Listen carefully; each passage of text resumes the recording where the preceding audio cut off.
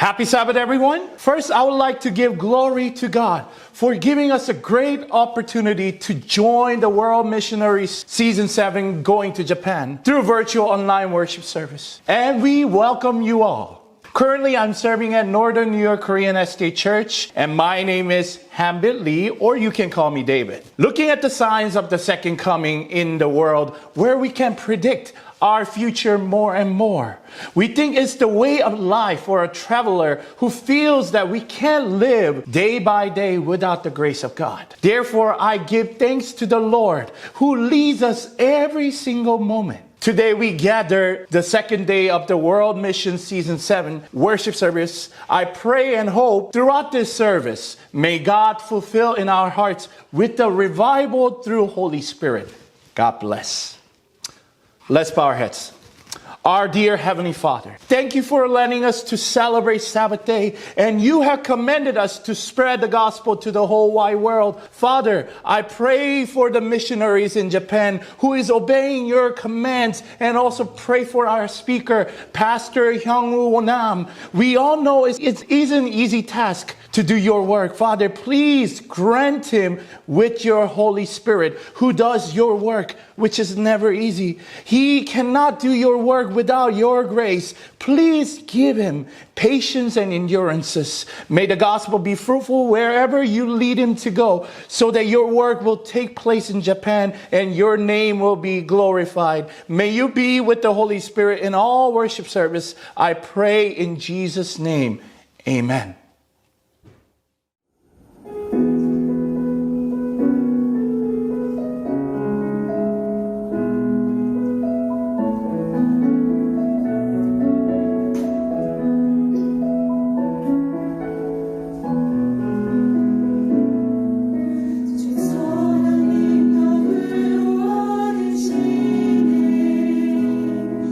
그 크신 발로 날 붙드시네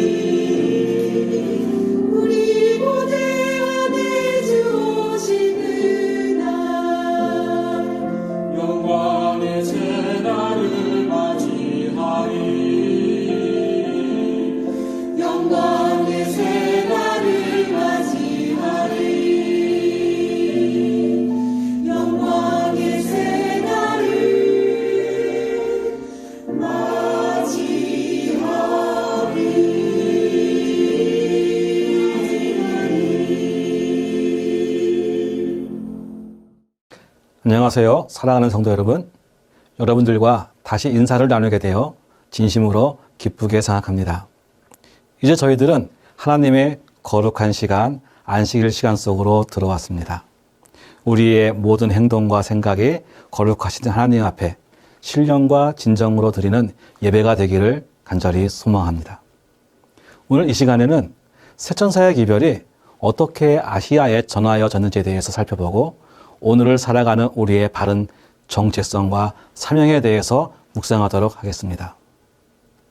저희 교회는 그 명칭이 제7일 안식일 예수재림교회입니다. 일본에서는 영문을 그대로 일본어 발음으로 음역하여서 세븐스데이 아드벤티스트 교회라고 합니다. 여러분들은 우리 교단의 명칭이 불리울 때 어떤 생각을 하십니까? 사실 놀랍게도 이 명칭 가운데에는 우리 재림교회의 정체성과 사명이 고스란히 녹아 있습니다. 우리 교단의 명칭을 영어명을 기준으로 하여서 간단히 표현하면 7일 재림교회라고 말할 수 있겠습니다. 7일은 무엇이죠? 네, 창조와 구원의 기념일인 안식일을 말하는 것이죠. 주님께서 친히 안식일의 주인이라고 말씀하심으로써 우리 주님이 모든 생명의 창조주이시고 모든 인류의 구원자가 되심을 선포하셨습니다. 그럼 재림은 무엇이죠?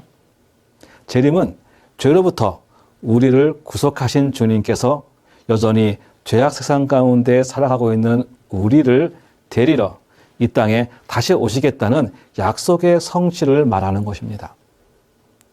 우리는 신앙의 공동체인 교회를 통하여서 주님의 창조 사역을 기념하고 주님의 구속 사역을 기억하며 주님의 다시 오심을 기다립니다. 그리고 이 기념하고 기억하는 것을 우리는 예배라 하고 기다리는 과정을 전도라고 합니다. 나아가서 예배와 전도가 있는 생활을 일컬어 우리는 하나님을 믿는다, 예수를 증거한다, 신앙생활을 한다, 교회에 다닌다 등으로 표현을 합니다. 그렇다면 여러분들은 지금 신앙생활을 하고 계십니까? 그러면 하나님을 참되고 바르게 그리고 신령과 진정으로 예배하시기 바랍니다. 지금 여러분들은 교회에 다니고 계십니까? 그러면 보내심을 받은 그 땅 끝에 서서 예수를 증거하는 증인이 되시기를 바랍니다. 하나님을 예배하지 않거나 예수를 증거하지 않으면 우리는 참된 재림 성도가 아닙니다. 그렇기 때문에 제7일 안식일 예수재림교회 성도에게 있어서 예배와 전도는 해도 그만 안 해도 그만이거나 둘 중 하나만 선택해서 할 수 있는 것이 아님을 기억하시기 바랍니다. 이처럼 재림교회는 교회의 명칭을 통하여 알 수 있듯이 교회가 조직된 초창기부터 선교하는 교회였습니다. 그리고 어떤 삶의 필요보다도 살아계신 하나님과 우리를 죄에서 구원하신 예수 그리스도 그리고 진리의 영이신 성령 하나님을 예배하는 일을 소중히 여겨왔습니다. 코로나로 인하여서 예배의 중요성이 좀 희미해지고 타인을 대면하여 접촉하는 일들이 기피하게 되는 이 시대에 우리는 다시 한번 예배하는 교회, 선교하는 교회가 되기 위하여 우리 교회가 걸어온 믿음의 역사를 돌아보면서 선교적인 사명을 다시 한번 되새겨보는 이 시간이 되기를 간절히 소망합니다. 먼저 신명기 32장 7절의 말씀을 보도록 하겠습니다. 옛날 일을 기억하라. 역대의 연대를 생각하라. 내 아비에게 물으라. 그가 내게 설명할 것이요. 내 어른들에게 물으라. 그들이 내게 이르리로다. 모세는 가나안에 들어가기 위하여 준비를 하고 있는 이스라엘 백성들에게 지금까지 그들의 역사를 돌아볼 것을 명하고 있고 부모와 어른들은 그 지나온 역사를 다음 세대에게 전하라고 권면하고 있는 것입니다. 왜냐하면 그 역사를 통하여서 하나님의 섭리와 돌보심들을 알 수 있기 때문에 그렇습니다. 우리를 향하신 하나님의 뜻을 깨달을 수 있으며 또 앞으로 이 백성이 하나님의 백성으로서 이 시대를 향한 어떤 사명을 가지고 어떻게 살아야 하는지에 대해서 알 수 있기 때문에 그렇습니다.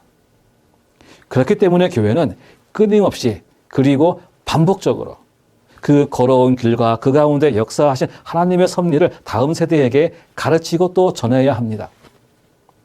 이 땅에서의 사역을 마치시며 우리 주님께서는 당신의 사랑하는 제자들에게 다음과 같이 분부하셨습니다. 마태복음 28장 19절에서 20절의 말씀입니다. 그러므로 너희는 가서 모든 민족을 제자로 삼아 아버지와 아들과 성령의 이름으로 침례를 베풀고 내가 너희에게 분부한 모든 것을 가르쳐 지키게 하라. 볼지어다 내가 세상 끝날까지 너희와 항상 함께 있으리라 하시니라. 그리고 주님께서 하늘로 승천하시기에 앞서서 다시 한번 당신의 제자들에게 선교적 사명을 주십니다. 사도행전 1장 8절의 말씀을 보겠습니다. 오직 성령이 너희에게 임하시면 너희가 권능을 받고 예루살렘과 온 유대와 사마리아와 땅끝까지 이르러 내 증인이 되리라 하시니라. 이 말씀을 따라 시작된 초대교회의 역사는 세계 복음화를 위한 성령 하나님의 주도 면밀한 계획과 과정을 우리에게 보여줍니다. 그럼 사도행전에 나타난 옛날 일을 기억해 볼까요? 사도행전 8장은 순교자 스데반의 장례가 나와 있습니다. 그리고 집사 빌립에 의한 에티오피아 관리의 침례를 기록하고 있습니다. 사도들이 아직 예루살렘에 머물러 있을 때 성령 하나님께서는 이때 이미 예루살렘과 온 유대와 사마리아를 지나서 저 멀리 에티오피아까지 복음을 전하고 계셨습니다. 9장에 가면 당시 세계 선교를 꿈꾸시던 주님의 간절함이 교회를 박해하고 그리스도인을 박멸하고자 했던 사울을 회심하도록 이끄시는 놀라운 역사가 일어납니다. 10장에서는 베드로를 통하여서 가이사랴의 고넬료와 그의 집이 구원을 받음으로 이방을 향한 막힌 담을 허시는 성령 하나님의 기이한 섭리를 우리는 보게 됩니다. 그리고 16장에 가면 바울은 바다 건너 마게도냐에서 한 사람이 건너와서 우리를 도우라는 그 외침의 환상을 봅니다. 그리고 바울은 이를 하나님의 부르심으로 믿고 순종하여 마케도니아로 건너갑니다. 이처럼 사도행전에 기록된 이 일련의 과정을 통하여 우리는 복음이 예루살렘과 유다와 사마리아의 지경을 넘어서는 놀라운 역사를 목격하게 되는 것입니다. 지나간 뒤의 기록으로 사도행전을 보면 하나님의 주도 면밀한 계획 속에 이 모든 일들이 이루어진 것처럼 보입니다. 또 당시 예루살렘이나 사마리아나 그 어딘가에 살던 한 사람의 입장에서 본다면 전 우주를 보고 계시는 하나님께서 동시다발적으로 이 일을 진행시키고 계셨다라고 생각할 수 있을 것입니다. 주의 여정은 각 시대의 대쟁투 70페이지에서 다음과 같은 말씀을 증거하고 있습니다. 거듭난 마음 속에 제일 먼저 생기는 충동은 다른 사람들 또한 구주께로 인도하고자 하는 충동이다. 복음의 관점에서 본다면 사도행전에 등장하는 이 모든 이들은 다 거듭난 자들이었고 거듭난 자의 마음에 생기는 복음을 전하고자 하는 충동을 거절하지 못하고 복음을 위해 스데반은 순교하는 희생을 치렀습니다. 빌립은 미루지 않고 에티오피아 관리를 만나러 갔습니다. 사울은 핍박하던 예수 앞에 무릎을 꿇었고 베드로는 자신의 생각보다 성령의 감동하심에 따라 고넬료와 그의 집에 복음을 전하였습니다. 바울이 된 사울은 건너와서 우리를 도우라는 환상을 따라 유럽으로 건너가서 루디아에게 복음을 전하였습니다. 이들은 모두 계산하거나 상황을 파악한 후에 무엇을 할지 선택하고 행동한 것이 아니라 그 마음에 충동하시는 성령 하나님의 부르심과 그 지시에 순종하였던 것입니다. 엘렌 G. 화이트는 또 다음과 같이 권면하고 있습니다. 부모와 교사와 학생에게 보내는 거면 431쪽에 나와 있는 글입니다. 참된 그리스도인은 하나님을 위해서 일을 할 때에 일시적 충동에 의해서 하지 않고 원칙에 의해서 일하며 하루나 한 달 동안만 일하는 것이 아니라 일생 동안 일하는 것이다. 이처럼 다른 사람을 구주께로 인도하고 싶은 충동은 만일 그가 참으로 거듭난 그리스도인이라면 일시적 충동으로 그치는 것이 아니라 그의 일생에 거쳐 일어나는 지속적인 충동이 될 것입니다. 내가 생명으로 잉태되어 이 가슴 속에 뛰기 시작한 심장이 내가 살아있는 한 계속 뛰듯이 내가 그리스도인으로 이 땅을 사랑하는 동안에 내 심령 속에 영혼을 구원하고자 하는 충동은 계속될 것입니다.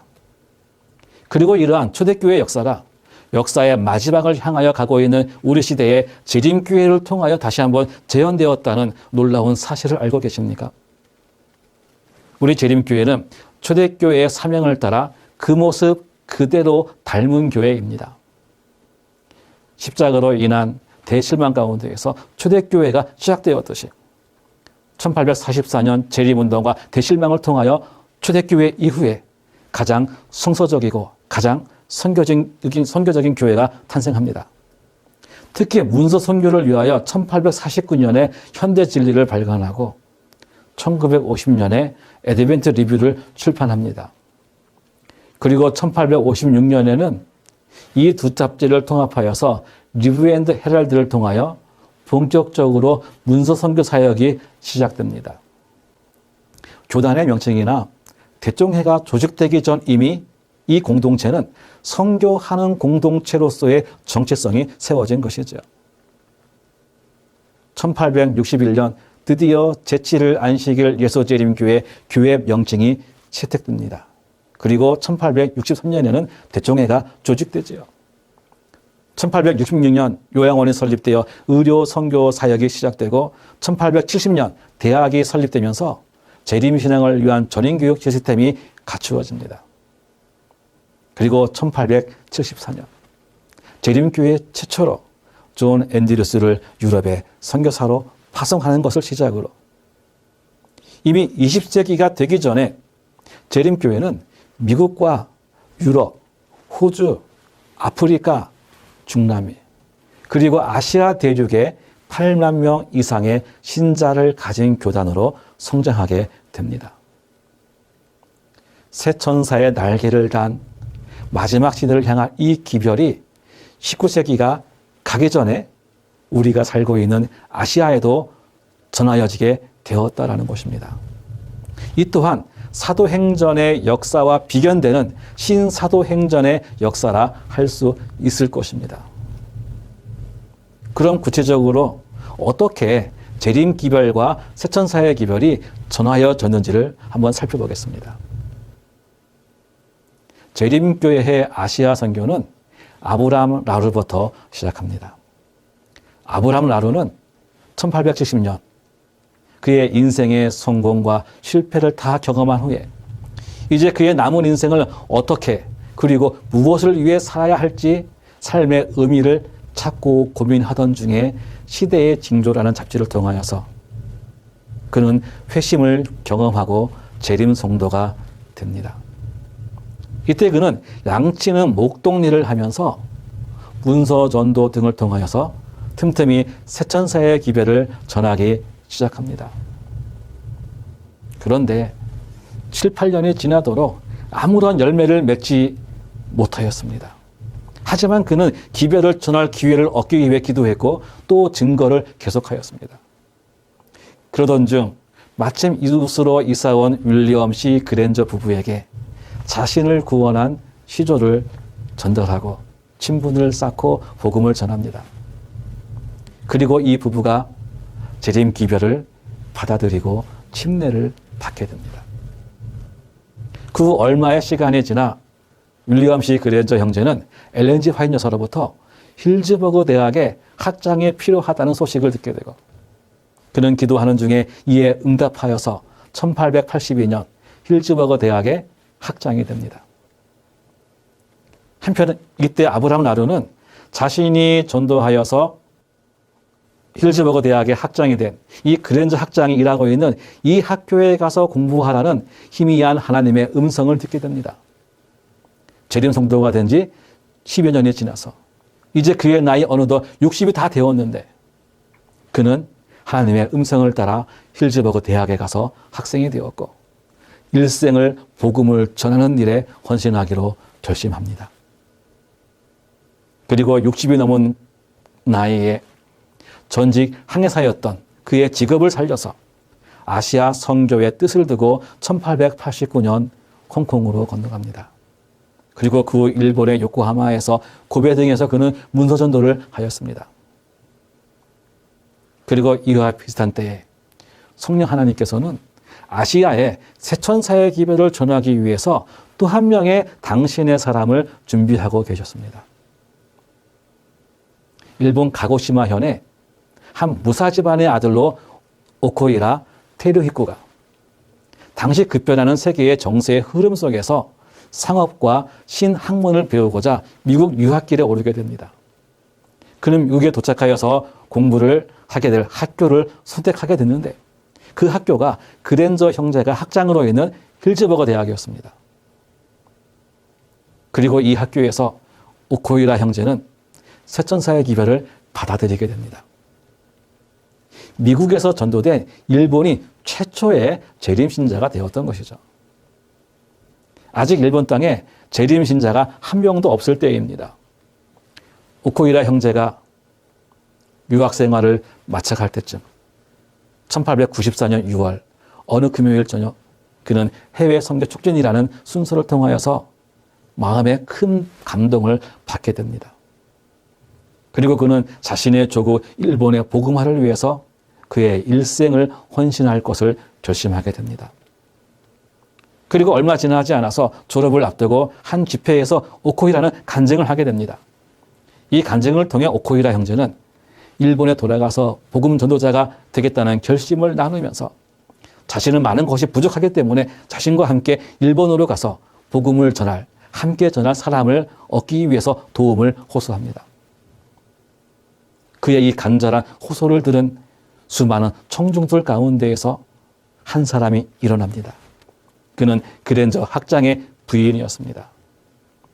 그가 일본으로 오코이라 형제와 함께 갈 것을 결심합니다. 그리고 이 결심을 남편 그랜저 학장에게 전달하죠.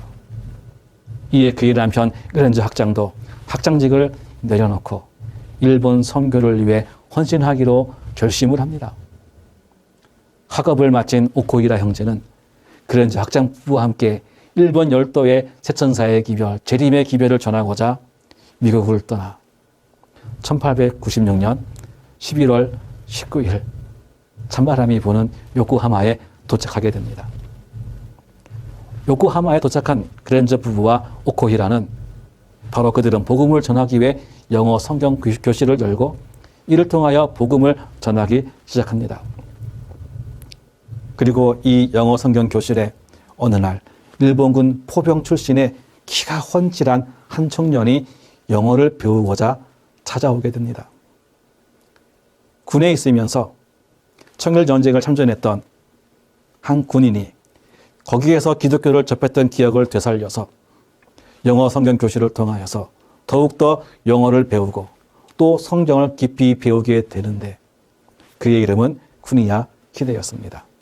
그가 이 영어 성경 교실을 통하여서 새천사의 기별과 현대 진리를 깊이 깨닫게 됩니다.